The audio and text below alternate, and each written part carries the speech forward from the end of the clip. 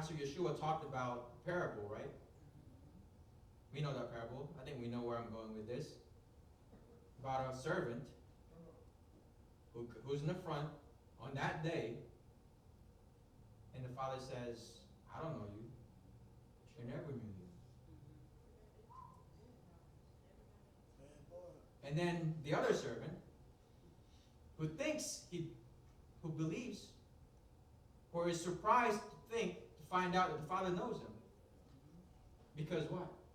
The master said, you did this, and you did that, and you did this to me. And the servant's like, when did I do these things to you? And what did it say? We know this one, even though I couldn't quote the parable, we know this one, huh? Whatever you do unto the least of my little ones, you also do unto me. Now we think that's only the good, huh? That, oh, if I help my brother in need, I'm also doing it to Messiah. We think that. But if we talk bad about our brother in the body, what does it say? Whatever you do to the least of my little ones, you do it to me. So if we talk bad about a brother and a sister, we're talking bad about Yeshua. Come on, brother. Like we said earlier, and like we agreed earlier already, we all have different measures of faith. And as smart as we think we are, we're not all that smart. The Father did that on purpose. Because if we're all the same level, then how do we feel the love of the Father through our brothers and sisters? How do we need each other then? You got what I got. What do I need you for?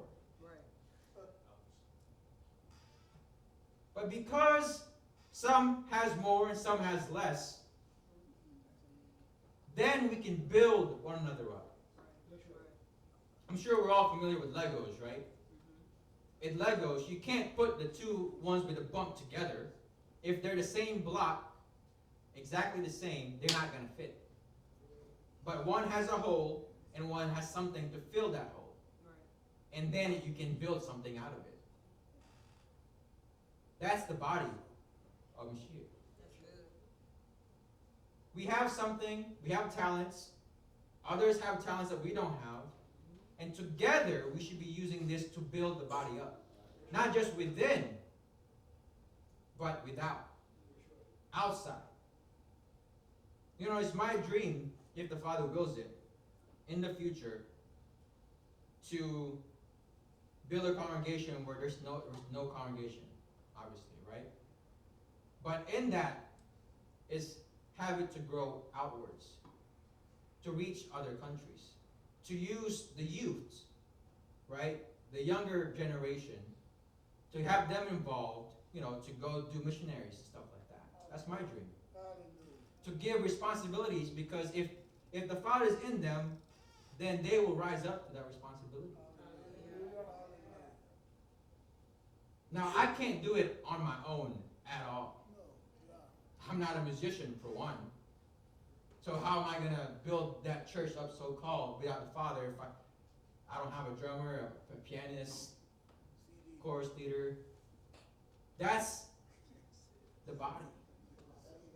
We can't do it without one another.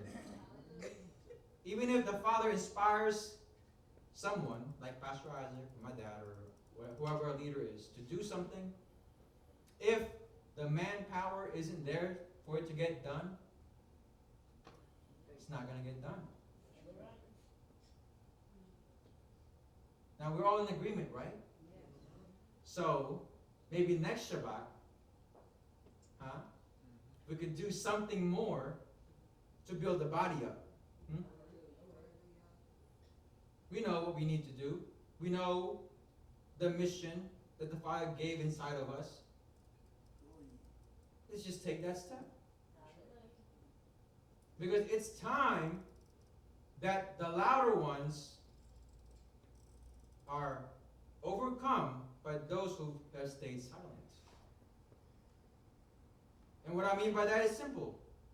In the world, in this movement of teaching the name of the Master and the Father and the commandments, the loudest who have used the scripture to beat people without love, it's time that love takes its place. Yes, sir. But what does it say? Because if we do that, if, in verse 31, if we seek the reign of Elohim, then all these things shall be added unto you. Yes, sir. So if we're looking for the kingdom, to bring the kingdom, or so as other people call it, the gospel, to those who don't know it, all these things we don't have to worry for. We can just focus our mind on the commission that the Father has given us. Hallelujah. And each one of us here has a commission, has a purpose. And we don't have to know what the other person's purpose is. That's up to them and the Father. But we can encourage one another to put that to use. Hallelujah.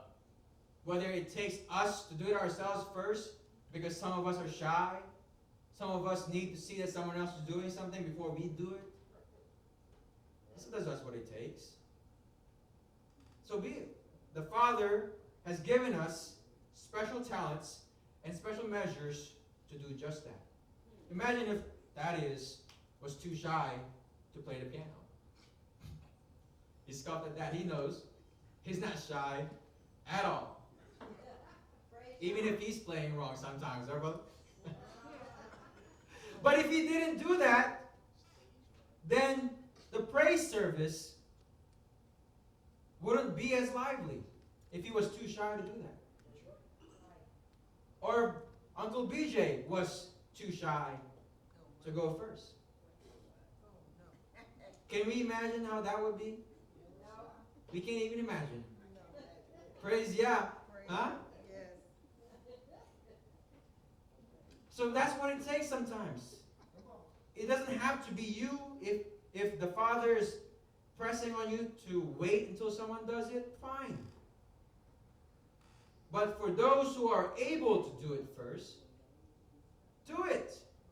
Because we never know who's watching us.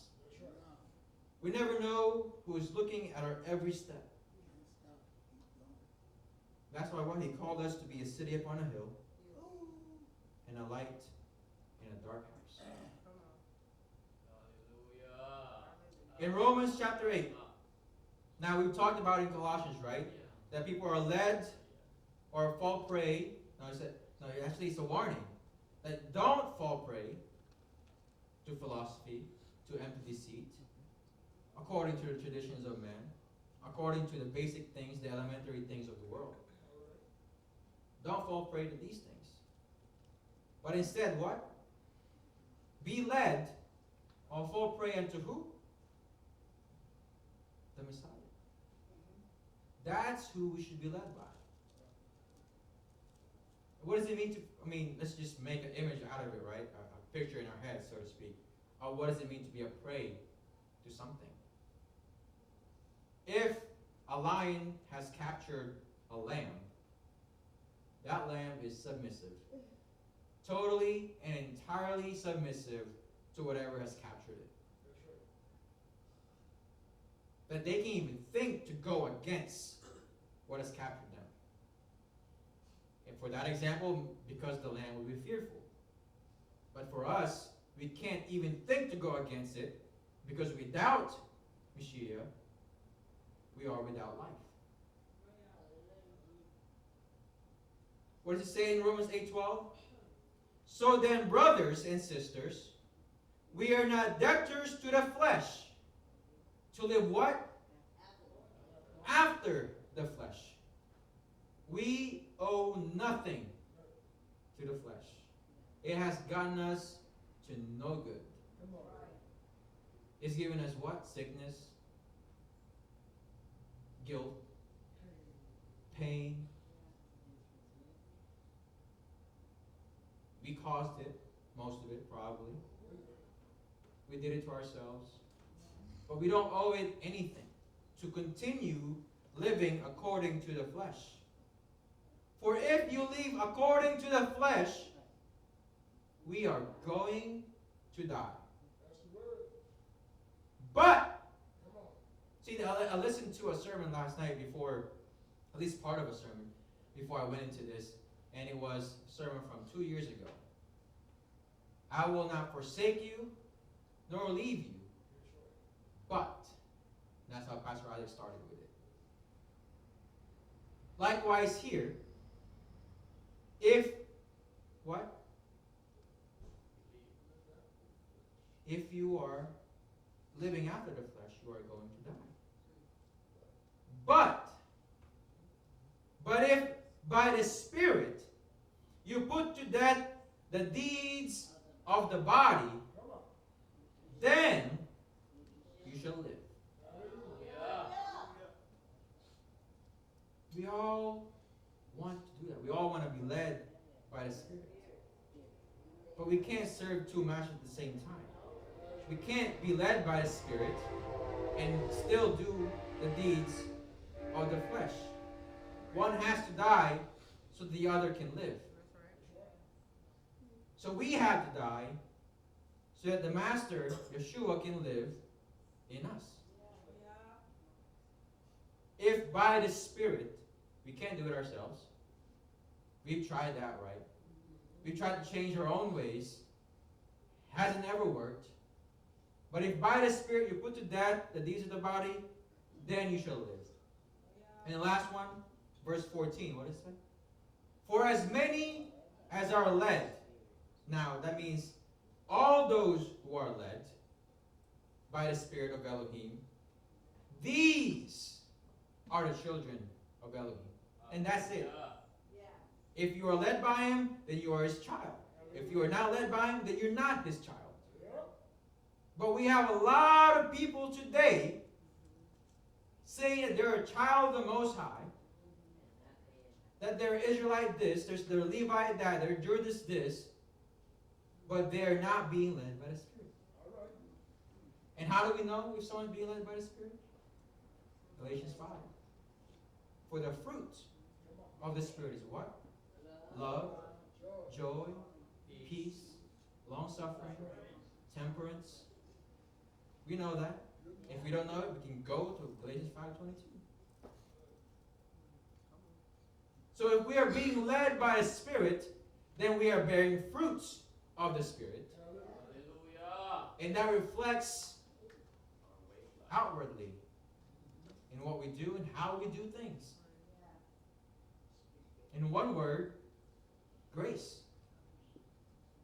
Not just favor, although grace is favor because the Father gave it to us as a gift, but that's not an excuse to do whatever we want to do.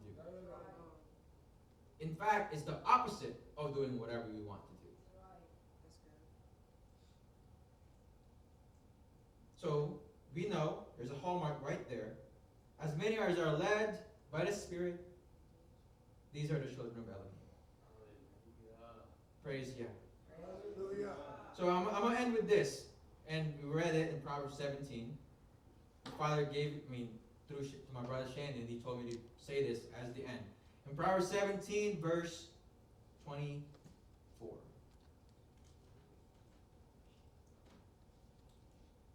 Wisdom is before him.